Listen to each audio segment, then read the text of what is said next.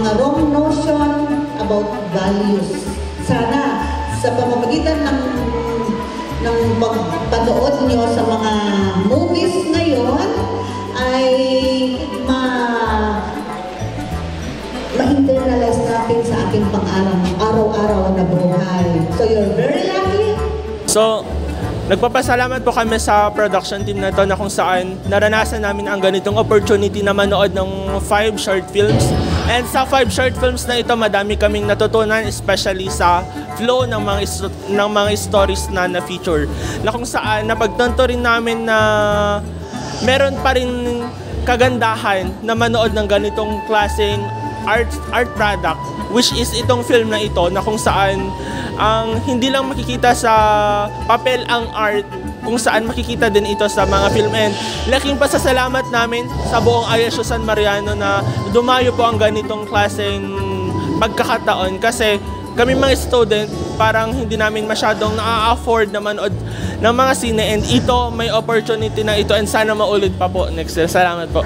Magandang hapon po. So ako po si John Mark Pagtalunan, ang Vice President po ng Supreme Student Council San Mariano Campus. So this is my first time po naman makapanood po sa Night Vision ng mga film po nila, and then napakagandang opportunity nito kasi yung mga nangyari po sa amin last time is parang napanood ko po ngayon, kumbaga ginawan po nila ng istorya, and then sobrang relate po ako.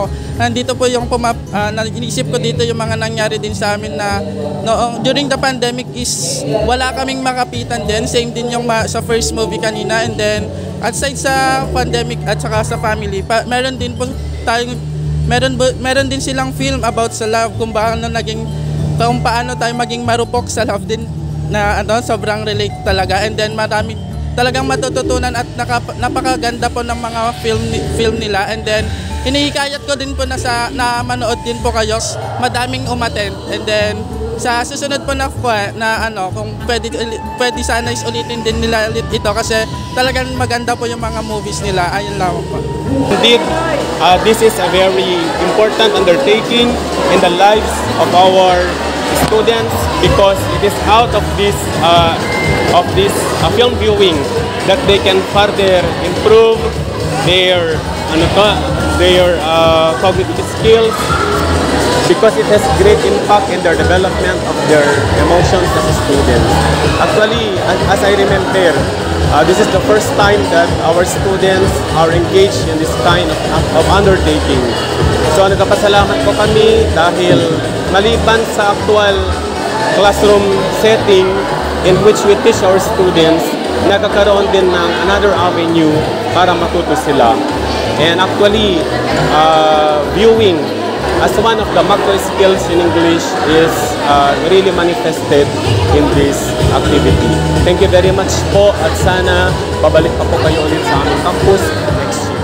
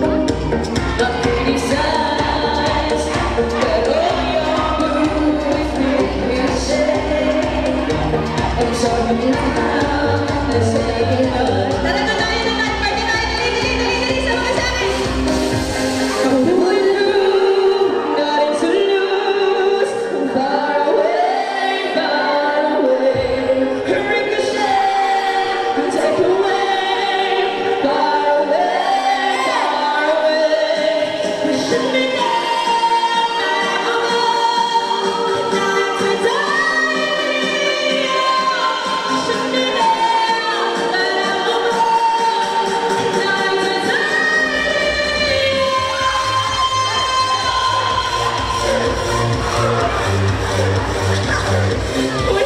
hindi ka na.